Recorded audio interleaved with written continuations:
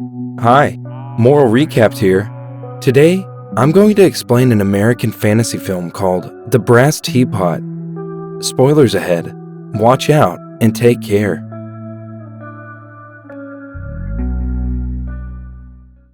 The movie starts with John and Alice being another normal couple that wakes up together every morning. Alice is a well-intentioned wife, willing to prepare breakfast for her husband if only the fridge wasn't empty.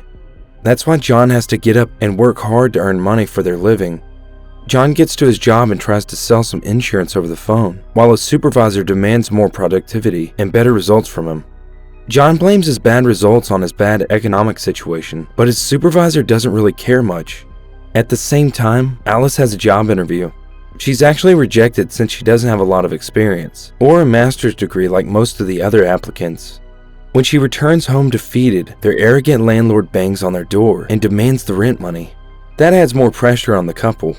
Alice checks their e-banking statement, and after the rent payment, their balance shall be negative $45. Very sad indeed.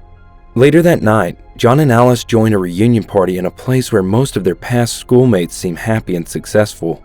Their dress code doesn't fit in. Eventually they meet another couple, friends of theirs, and are able to exchange some words, mostly about their problems.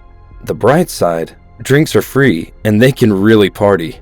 The next morning, the couple decides to visit town and do some shopping since their fridge is still empty.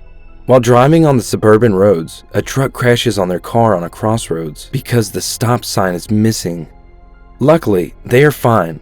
They have to stop for a while until the police arrive and records the accident. Right next to the road there's an antique shop which is run by an old lady. Alice notices the old lady is picking up a golden teapot from the ground, and she's walking inside the shop. Alice walks into the shop, attracted by the teapot. She and the old lady have a short conversation until the old lady is distracted by the phone. Alice looks around for the teapot and she finds it. She touches the teapot and is instantly hooked. She holds it close to her body and runs outside of the shop, into her husband's car. She orders him to go fast. John is surprised that his wife stole something, but Alice argues that this item is so pretty. While Alice calls someone to book a job interview, she also straightens her hair. She accidentally burns her forehead with her hair straightener, and the teapot starts trembling. The phone slips out of her hands and she approaches the teapot.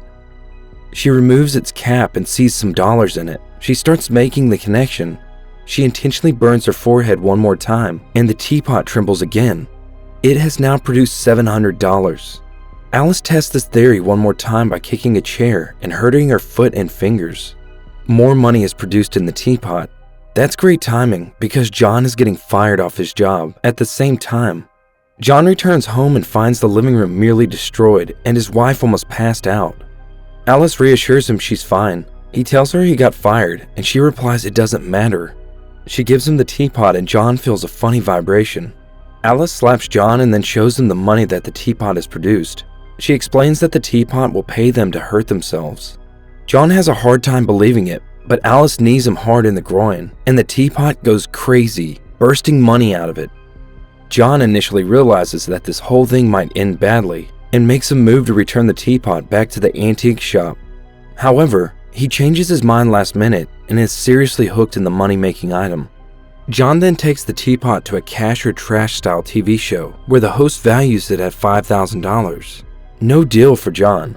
In the meantime, an Asian middle-aged man watches the show and seems very interested in the teapot. He pinpoints John's location on the map hanging on his wall.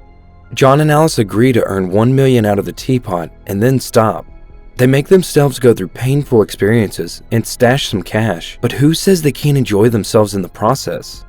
They indulge in some kinky spanking and sex, and the teapot really likes that. Alice and John have changed for the better, not just on the outside. Their mood has been elevated as well. That's apparent at the lunch table, where Alice's mother and her sister can't seem to understand how they are doing so good while they are just dependent on John's salesman salary. Everything seems to go well until two men dressed as rabbis intrude their house and start beating John, asking him where the teapot is. It was a thing their grandma was missing and couldn't rest herself about it until the day she died. Alice hides the teapot under a pillow and tells them they sold it already. The rabbis demand the money from the sale of the teapot. Alice proves devious enough to trick them. She quickly gets the money that the teapot has produced due to the beating John received and gives it to the rabbis. They take the money and leave. This event alarms them, and they decide to research the matter of the teapot a bit deeper. They visit a library and find just the right book about mythical magical objects. Alice sees a page depicting the sad consequences of the usage of the teapot. She doesn't want John to see it. When John is distracted, Alice tears that page off. The couple lives their dream life for a while.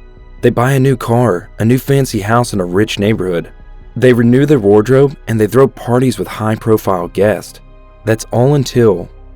Remember that Asian man who watched the teapot on TV? He rings their doorbell one day and introduces himself as Li Ling of the Theosophical community. He says he is interested in the ancient artifacts, especially teapots. John genuinely wants to listen to the man, but Alice just can't let go. She tells John they will lose everything if they lose the teapot. Li Ling tells them they are in great danger, but the two of them shut the door in his face. That's not the only visitor they get.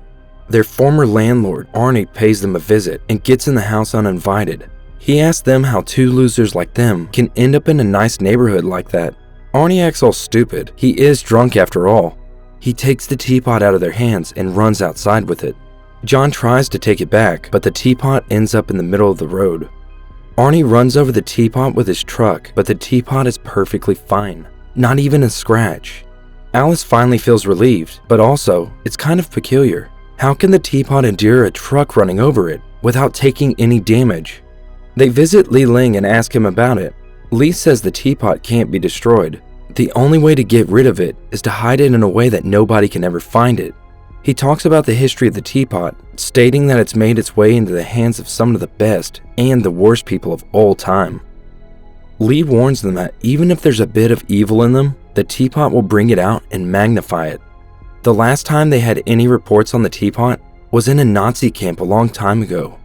For once more, Alice convinces John to not hand the teapot over. She claims they're good characters, good people, and they will never lose control of themselves, so their struggle continues. One night, the two rabbis who assaulted them some time ago break into their house again and steal their money in the middle of the night. They comment that John and Alice are amateurs because they hid their money in the toilet flush. John and Alice hear them and get out of their bedroom to confront them. The rabbis confess that they are not really after the teapot because they know what pain it can cause and how it makes you mad. They've seen it on their grandmother. So they let John and Alice take all the pain and create their fortune for them. They are just after the money. John and Alice try to stop them, and a fight breaks out. John ends up unconscious, and so does Alice, when she is hit by the intruders. Things have gone into the downward spiral. The teapot now pays less money than it used to. And frankly, Alice and John have taken enough damage till now. They have hurt themselves a lot, so they decide to get some help. They visit a biker's bar and ask who the meanest person in there is. The barman points John to the right guy, and John starts a fight with him while carrying a bag with a teapot in it. Of course, hoping for the best return and profit. John is hurt and Lee approaches him again. He tells him that the teapot is consuming him and his wife. At the same time, Alice observes that the teapot can produce money when other people are hurt as well. A skater trips near Alice and the teapot makes money. Alice shares this knowledge with John, and they start attending painful events to assist the teapot in producing money, such as MMA fights and births. The teapot has indeed started consuming Alice's soul. While she's driving in the car with John sitting next to her, Alice mentions that this world is full of pain. A homeless man is crossing the road, while Alice is deeply absorbed in her own little world. She accelerates with the intention of running over the poor man. John steers the wheel the last minute and saves the man, preventing his own wife from committing murder. They verbally fight with each other. Alice blames him that he can't cooperate and he can't understand her vision. Another little discovery for Alice: the teapot has produced money out of the emotional pain this time. She tests her new theory on John by insulting him real good. She's right. The teapot produces money out of emotional hurt as well. Alice demands from John to emotionally hurt her. John is reluctant at first, but then obeys Alice's demand and describes a past event when he kissed another woman and how he still thinks about that kiss sometimes when he kisses Alice. Jackpot. They make that a regular thing, insulting each other and sharing dark secrets of their past to make each other feel awful so that the teapot can produce money. In the end, Alice concludes that she's never been so honest with another person in her whole life. They stop doing that to each other and they start making other people feel bad by exposing their secrets to loved ones. They manage to pull a good amount of money. Alice would go as far as exposing her own sister's dirty secret that her first child was conceived with another man and not her current husband. They put the plan into action, but Alice regrets it and doesn't expose her sister. When they go back home, John tells her that she did well. She is a good person, but Alice says that her remorse will delay their progress. She suggests they pull one large final stunt to reach $1 million and then stop. John argues they already have enough money, but Alice won't hear any of that. She says there are pedophiles and drug dealers in the playgrounds. If they kill one such person, they will do the society a favor, and in addition, they will get paid well. John doesn't agree to that plan, but can't say no to his wife. They go as far as digging a grave, but John is now determined to stop. He says he can't go on with this. He asks Alice who she would choose between himself and the teapot. Alice gives no answer. John leaves disappointed. John visits Lee and asks for his help. Lee says it's already too late. John tells him to just steal the teapot, but Lee says it doesn't work that way. They have to be willing to hand him the teapot. That night, when Alice finishes her bath and walks to the bedroom, she finds John sitting on the edge of the second-floor window. He pleads her to give the teapot back after he's gone. Alice pleads him not to jump, but John jumps. Alice is worried about her husband, and she learns a tough lesson. John comes to his sense and wakes up. He asks Alice if she's now willing to give the teapot to Lee. She says she's ready, but there's one more problem. The same night, Alice and John go to sleep. They hear a noise from downstairs and John goes to check on it. This time, someone has stolen the teapot. That someone is Arnie, who suspects the teapot's mysterious abilities. Indeed, Arnie has hurt himself, and so does his girlfriend, because they discovered how the teapot actually works. John and Alice go to his place to take it back, because they are the ones who have to give the teapot to Lee. A fight breaks between the four of them. The two rabbis are thrown into the mix, because they had been lured in by the teapot. Alice recalls they had touched the teapot when they intruded their house, and stole their money. Luckily for John and Alice, and with the help of pistols and rifles, all the others eliminated themselves. Now John and Alice are free to take the teapot and give it back to Lee. So they do. Lee praises them. Kings and queens in the past haven't been able to get rid of the teapot's influence, but those two managed to do it. They are truly magnificent characters. Subscribe to see more videos like this. Turn on the notifications and leave a like to help the channel grow. Thanks for watching.